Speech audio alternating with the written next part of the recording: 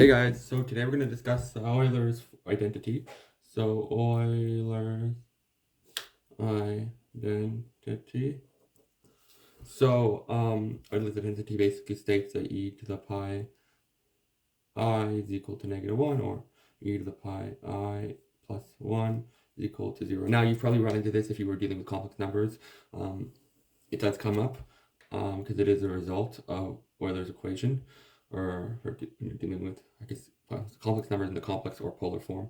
But anyways, just to show you before we get into a proof of this, of e to the pi I equals 2 cos. This is because e to the pi I is a complex number in the exponential form, and we want to know why, and just to kind of show you in the polar form why it equals -1, using the polar form is cos of pi plus I sine pi, and we know that sine pi is equal to 0, cos pi is equal to -1, and because of that, 0 times I is 0, so e to the pi I is equal to -1. Now, now we got this again. So, and vice versa. So, we're going to prove this using the general form. So, proof, and we're going to use the form e to the I x. Now you can use theta. I'll just use x in this one. Actually, we'll not. Why not? We'll use theta. E to the I because it's more general. I guess to confuse less people because we are using pi. Pi is an angle. So e to the I theta is equal to cos theta plus I sine theta. So basically, we're gonna divide both sides by this. Divide both sides by. And basically, to show you what's happening here, we'll say y is equal to e to the I theta over cos theta plus I sine theta. And we're going to take the derivative of this. Y prime is equal to, I'm just going to do it in my head, but off the top because it's proof. But if you're familiar, you should be familiar with differentiation to follow this proof along. So I e to the I theta times derivative of this times cos theta plus I sine theta. Actually, I'll just write out the proof to show you g minus fg prime over. So that's the derivative of f over g, just side. But yeah, so minus e to the I theta times negative sine theta plus I cos theta over cos theta plus I sine theta squared. Now, I'll get a new page because that is a bit, it will get a bit confusing.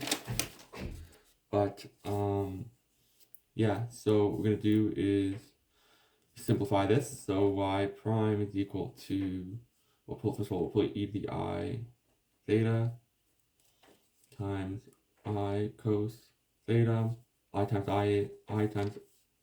I'm multiplying the I in. So I times I is -1, so minus sine theta minus negative, so negative times the positive is negative. Yeah, sorry, negative times the negative is positive, so cosine theta, negative times the negative is positive, yeah, plus minus, and negative times the positive is negative, is minus I cos theta. We don't need to do the bottom because that's gonna be, you'll see in a minute why that's irrelevant. Just do that. These two cancel out, and you're left with 0. So y prime is equal to 0 times e to the I theta over squared. You'll see this goes to 0. So, and we know that the derivative of the only time that we have a derivative equal to 0 is if it's constant. So we know that y is constant because from calculus we'll know that the derivative of any constant is always 0. So we can deduce from this that it's we're probably dealing with a constant. And in that case, it's constant means that whatever number you take of the original function, it will always be the same answer. So let's say you take 7 of y. If we know that y is a constant function, we know that y of 7 is the same as y of 0 or y of 1 and y of 2, etc. So we'll just take y of 0 of the original function, which was this thing, right? Which was y. I'll rewrite it. E to the I theta over cos theta plus I sine theta. And we'll take just y of 0 of it is e to the I times 0 over cos 0 plus I sine 0. And we know that sine 0 is equal to 0. Cos of 0 is equal to 1. E to the I times 0 is equal to 0. Any number to the power of 0 is always 1. So we'll know that goes to 1, and that equals to 1 over 1, which equals to 1. And we know that since y, we know that since, sorry, y is equal to 1, so we know that e to the I theta over cos theta plus I sine theta is equal to 1.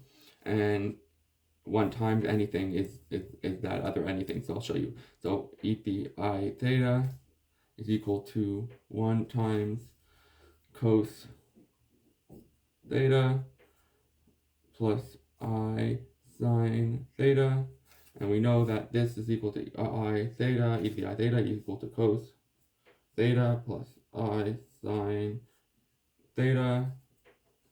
And that's the end of the proof. And we know, and we basically arrived back to our original thing, which can prove that we just proved the general solution for it that brings us Euler's formula.